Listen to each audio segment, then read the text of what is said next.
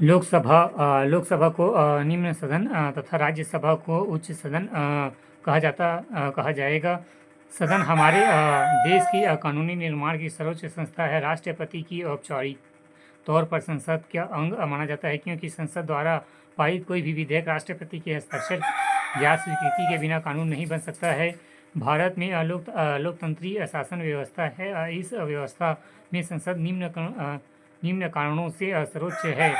पहला, देश की शासन संस्था जनता के चुने गए प्रतिनिधियों के हाथ में होती है। दूसरा, मंत्रिपरिषद के सभी सदस्य संसद के सदस्य होते हैं और संसद मंत्रिपरिषद पर नियंत्रण रखती है। तीसरा, मंत्रिपरिषद लोकसभा के प्रति उत्तरदायित्व होगा। चौथा, संसद देश के कानून बनाती है एवं संविधान में संशोधन करती है। पाँचवा, संसद राष्ट्रपति पर महाभियोग लगाता है। छठवां, संसद देश का बजट बनाती है एवं उसका अनुमोदन करती है। आठवां, मंत्रिमंडल द्वारा निर्धारित नीतियों का अनुमोदन संसद द्वारा किया जाता है। भारतीय संसद, राष्ट्रपति, लोकसभा, राज्यसभा। लोकसभा जनता के प्रतिनिधित्व 545 अधिकतम, जिनमें 2 एंग्लो इंडिया प्रतिनिधित्व राष्ट्रपति द्वारा मनोनीत। राज्यसभा राज्यों के प्रतिनिधित्व 245, जिनमें से विशेष सीटों के लिए 12 प्रतिनिधित्व राष्ट्रपति द्वारा मनोनीत।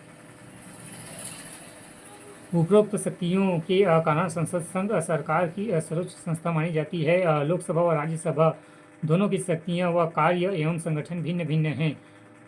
लोकसभा का संगठन, ऑर्गेनाइजेशन ऑफ लोकसभा। लोकसभा संसद का वह लोकसभा सदन है।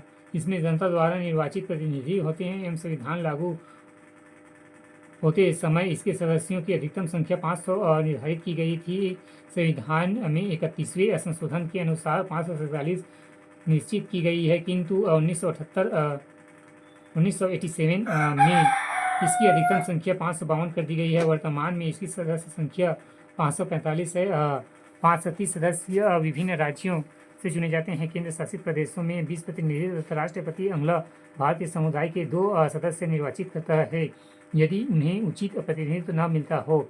निर्वाचन, लोकसभा के सभी सदस्यों का निर्वाचन प्रत्यक्ष रूप से वयस्क मताधिकार के द्वारा होता है। सभी भारतीय जिनकी आयु 18 वर्ष है या उससे अधिक है वो निर्वाचन में भाग ले सकते हैं। प्रत्येक निर्वाचन क्षेत्र में 5 लाख जनसंख्या पर एक सदस्य चुना जाता है, किंतु अब जनसंख्या की अधिकतम सीमा निर्धारित परिवर्तन एवं स्थितियों के अनुसार किया जाएगा। अंततः प्रत्येक राज्य का जनसंख्या के आधार पर उतने ही निर्वाचन क्षेत्रों में विभाजित कर दिया जाता है। प्रत्येक भारतीय नागरिक जिसका नाम निर्वाचन सूची में दर्ज हो तथा पागल, दिवालिया, अपराधी न हो मतदान में भाग ले सकता है। लोकसभा का निर्वाचन संयुक्त निर्वाचन प्रणाली द्वारा गुप्त रीति से किया जाता है। 2010 तक अनुसूचित जातियों को अनुसूचित जनजातियों के लिए स्थान आरक्षित है।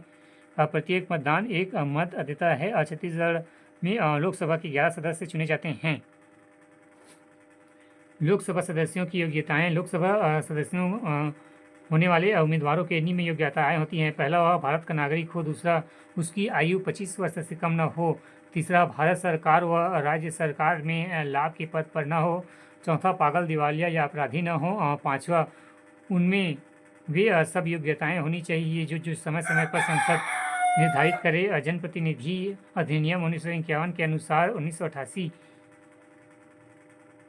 के अनुसार उसे आतंकवाद गतिविधियों में लिप्त, जमाखोरी, मिलावट एवं महिलाओं के खिलाफ अपराध करने वाला नहीं होना चाहिए। कार्यकाल, लोकसभा का कार्यकाल 5 वर्ष का होता है, किंतु प्रधानमंत्री की सलाह पर राष्ट्रपति 5 वर्ष के पूर्व इसे भंग कर सकता है। संकट काल में इस कार्यकाल को 1 वर्ष राष्ट्रपति द्वारा बढ़ा सकता है, किंतु यह कार्यकाल 3 वर्ष से अधिक नहीं बढ़ाया जा सकता है।